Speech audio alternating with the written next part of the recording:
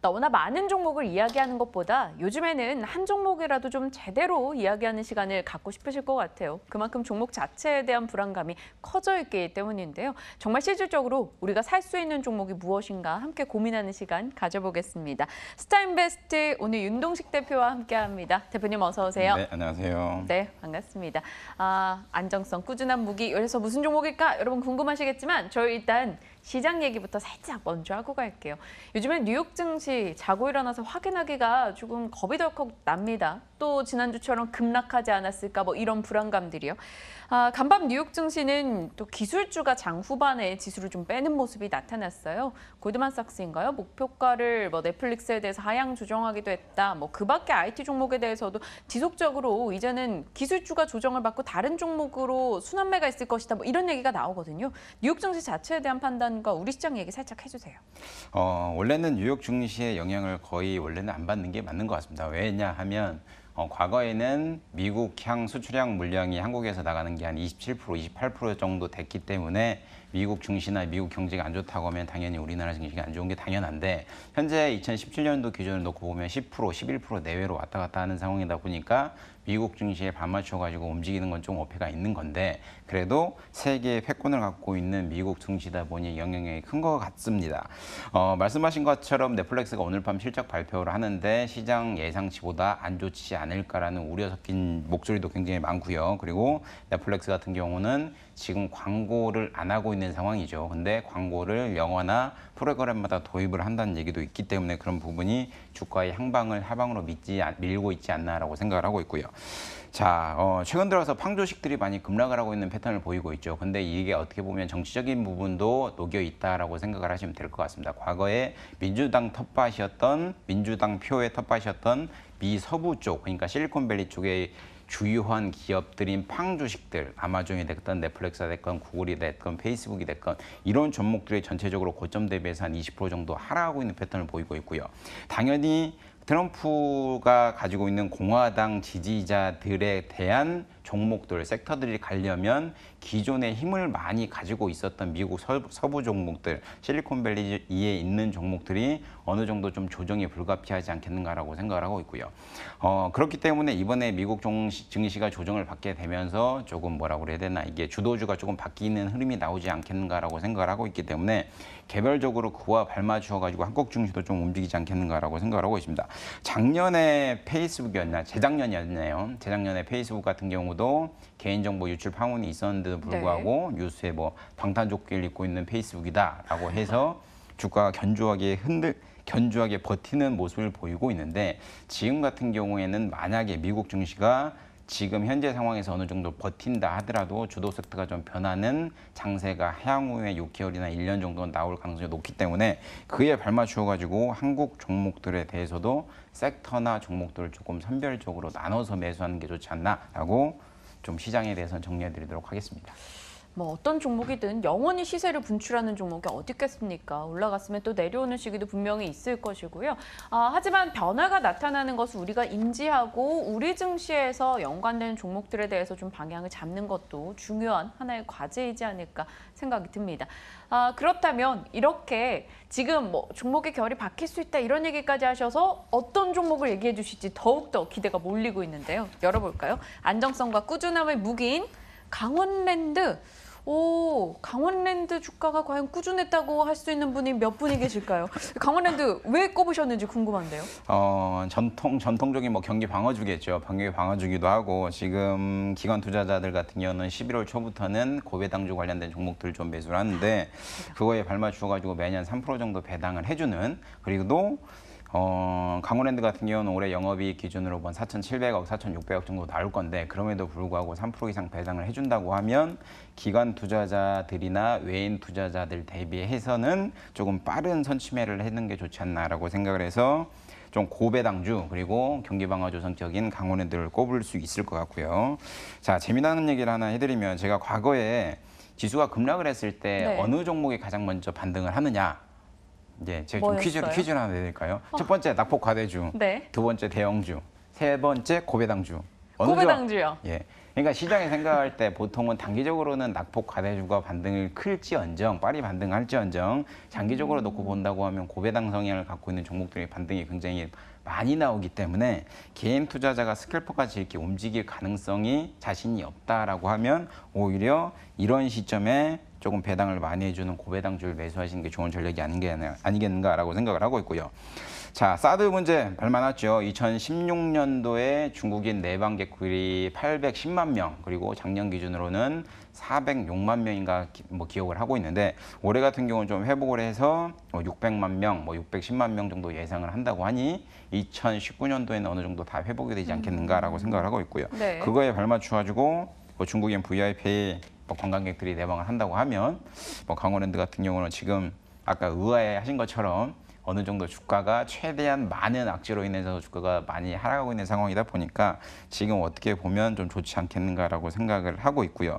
증시 자체가 굉장히 어렵죠. 지금 원래는 15일 날, 그러니까 미국 증시로 따지면 15일 날 밤에 미 재무부에서 환율 보고서를 발표를 해야 되는 건데 이것도 17일 날로 연기를 한 거 보면 세계 증시가 변동성에 대해서 굉장히 위험한 장세다 보니까 이럴 때일수록 안정적인 종목을 좀 선택하시는 게 좋지 않나라고 좀 정리를 해드리도록 하겠습니다. 저 말씀 듣는 와중에 질문이 두 가지가 생각이 났는데요. 결코 제가 딴 데를 가는 게 아니고요. 네. 고배당주가 올라온다면요. 네. SOL도 있고 통신주도 있고 수많은 다른 고배당주 최근에 흐름 나쁘지 않은 종목들도 있는데 굳이 강원랜드를 선택하신 것도 궁금하고 중국인 관광객이 들어온다고 치면요. 파라다이스나 GKL을 가지 않겠습니까? 왜 강원랜드일까요? 두 개가 내용이 합쳐지는 것 같아요. 하나로요? 네, 그거 저라면 좋네요. 네. GKL도 그렇고 파라다이스도 좋은데 저라면 이왕이면 주가가 제 패턴은 바닥을 다지고 있는 종목을 좋아하기 때문에 이왕이면 강원랜드를 선택한 걸로 보여주고 있고요. 강원랜드 같은 경우는 이슈는 여러 가지 있는 것 같습니다. 최근에 채용 비리 관련해 가지고 문제가 있었는데 맞아요. 그 채용 비리로 인해서 신규 채용을 한 직원들이 6월에 신규 채용해 가지고 이제 9월부터 카지노 영업장부터 일을 합니다. 근데 과거에는 테이블이 좀 테이블 수가 감소되는 여러 가지 이슈가 있었음에도 불구하고 일할 직원이 없었는데 9월부터 가동이 된다고 하면 그동안 아까 말씀하신 고배당주 그리고 SO일 정유주도 좋죠. 근데 정유주도 같은 맥락인 것 같습니다. 이왕이면 최근에 정유 섹터 같은 경우는 스프레드가 많이 벌어져서 영업이익이 굉장히 많이 나서 주가가 많이 올라왔기 때문에 그런 올라온 종목보다는 차근차근 모아가는 좀 안정적인 종목이 좋지 않나라고 해서 저는 강원랜드를 추천하고 싶습니다. 네, 강원랜드 포인트들을 쭉 잡아주셨어요. 그럼 강원랜드를 선택을 했다면, 보고 있다면 실적을 좀 따져봐야겠죠. 사실 실적에 대한 우려도 지속적으로 있었거든요. 나아지는 요소가 생긴 겁니까? 실적이요. 그렇죠. 네. 나아지는 요소가 생길 수는 없을 것 같아요. 예, 없을 것 같은데 네.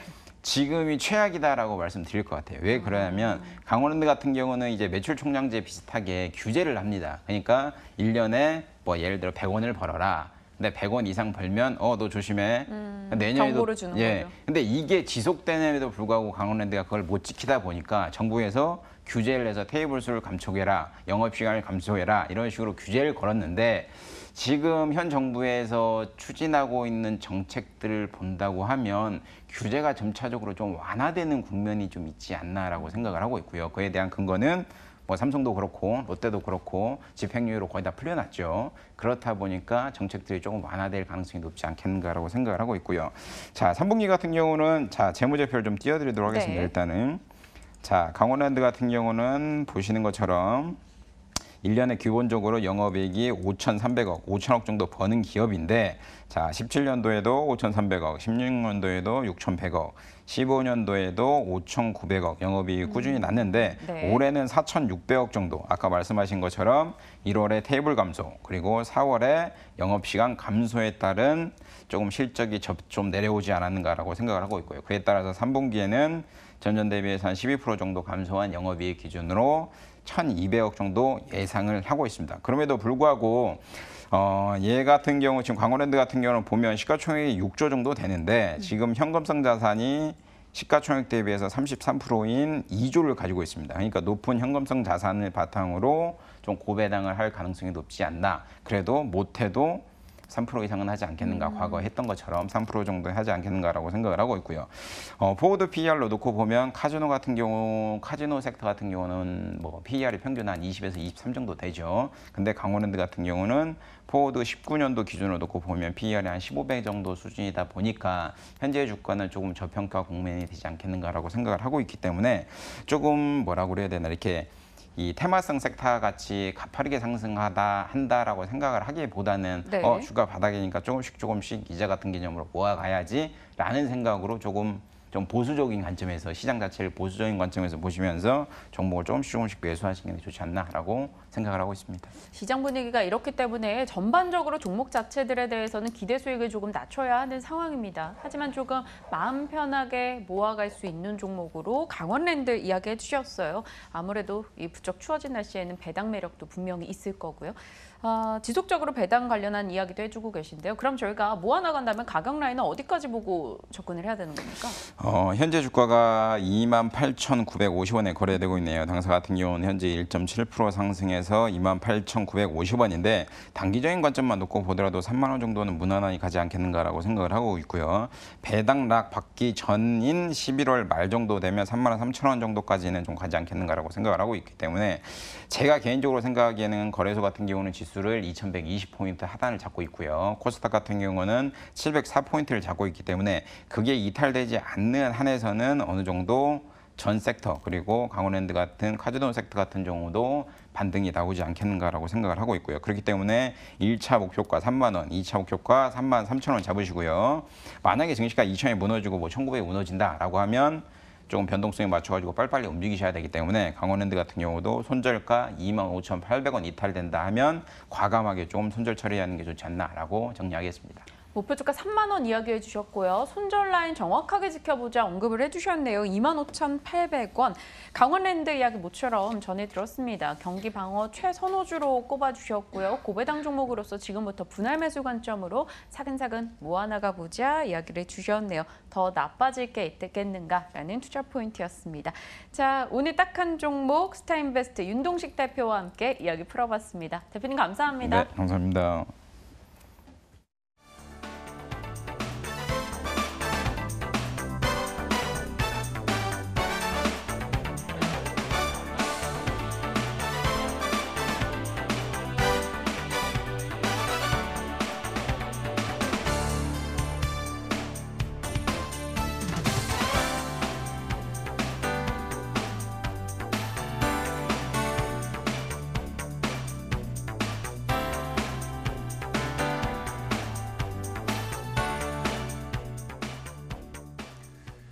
오후장 들어서 조금 주춤거렸던 국내 시장이 다시 상승의 힘을 내고 있는 것 같습니다. 일단 코스피 시장은 상승 반전에 성공을 했고요.